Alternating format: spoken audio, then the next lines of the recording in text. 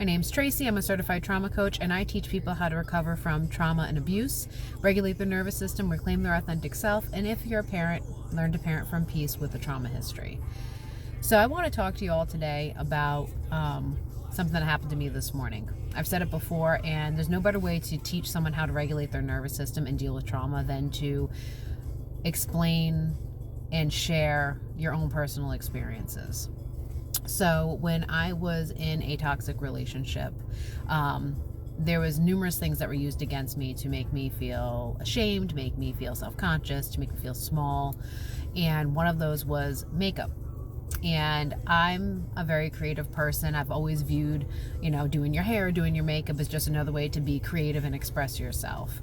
And I used to really enjoy wearing makeup, doing, the eyeliner and trying different eyeshadows and different lip colors, you name it.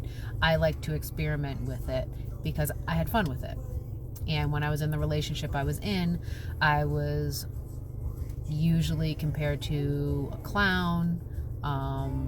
You look ugly with makeup on, you're wearing too much makeup, it takes too long in the bathroom, you're being selfish because you're taking so much time to get ready in the morning, or you're taking time away from doing this, that, or the other thing, or you're stupid, why are you putting makeup on, you're just going to be home for the day, you're not even going to work today, like what is the point?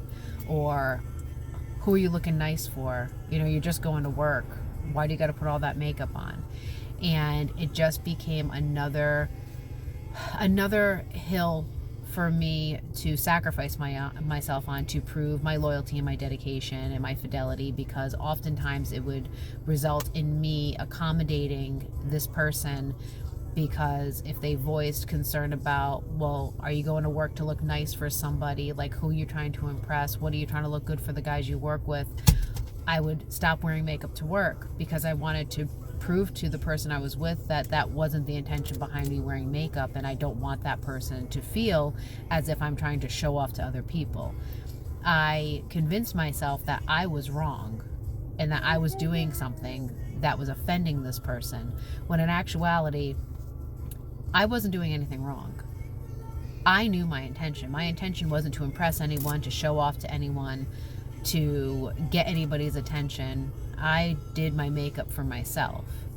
And my partner at the time being insecure and saying those things was just a way to control me. And I fell into that trap because I so badly wanted the person I was with to feel safe and secure and loved and respected, that I began to sacrifice and remove things from my life that I enjoyed doing. And to be criticized and accused of being selfish for spending too much time in the bathroom, being called stupid or silly for wanting to wear makeup when I was just home, I started to convince myself, well, yeah, that is silly. I'm just home, so why do I need to wear makeup? So when I left that relationship, I very minimally did makeup, maybe some mascara and a toner or something like that, or just like a tinted moisturizer. I really toned it down to next to nothing, and in a lot of cases nothing at all. So I had to learn to embrace that again and slowly started bringing it back into my life. But with that came a lot of anxiety. I would become very self-conscious. If I wasn't working or going out that day, I would talk myself out of putting makeup on because it was stupid. And I've slowly and progressively gotten to the point where I wear makeup whenever the hell I want, regardless of whether or not I'm going out or staying home. And it's gotten better, but I still have moments where I'll be putting makeup on and I will feel very self-conscious and anxious and panicky, and that fear of I'm going to get insulted, I'm going to get made fun of comes up. And today was one of those days. I have an eyeshadow palette, and there was a color, it's kind of like an orangey color, and I've never worn it before. And today I was like, you know what? I'm going to put it on. I've never worn it before. I'm going to try it out today. I was being brave. I was venturing out and trying something new. And as soon as I started putting it on my eyelids, I felt sick to my stomach. My chest felt heavy. I felt like I couldn't take a full breath. I could feel my heart rate go up. I started to have palpitations, and all of the memories from my past kind of flooded in. The old emotions that I felt in those moments with those criticisms and those insults and those accusations came right back to the surface for me. And in that moment, I had to pause myself. I put down my makeup brush. I was in the bathroom, the door was closed, so I was already by myself. I didn't have to worry about, removing myself from like where my kids were or anything like that. So I was able to do my breathing. I did the breathing exercise where I've taught you, where it's a physiological sigh. I did that a couple of times in a row.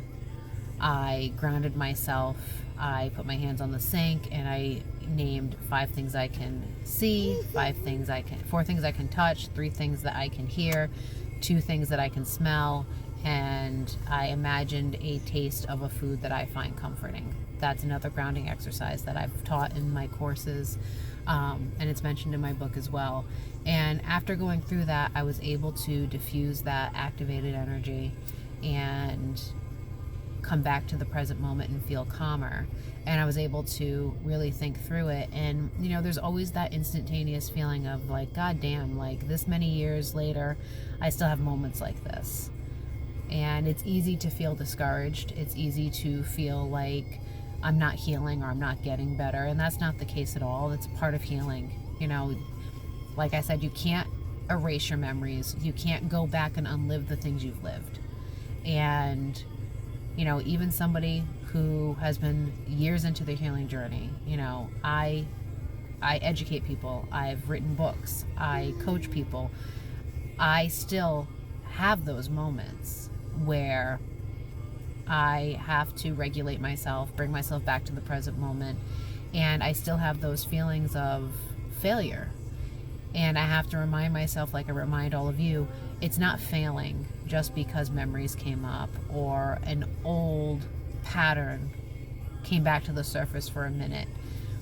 As we heal and start reclaiming our authentic selves and bringing back activities and hobbies and behaviors that have laid dormant or that we've forgotten about because of the trauma or the abuse, you're still going to have those moments of fear. You're going to have those moments of anxiety.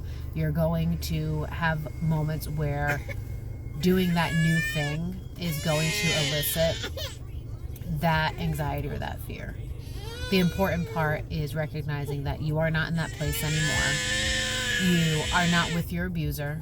You're not around that traumatic thing that happened to you anymore. You are safe. You are safe, and those memories cannot hurt you anymore. Those memories and those things that happen to you have no control over you right now in this moment and what you're doing.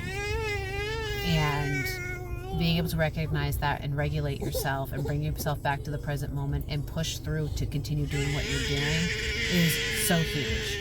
And that's what I ultimately did. I regulated myself, had that feeling of, man, like, I'm still dealing with this many years into it, and just reminding myself this is part of the healing journey.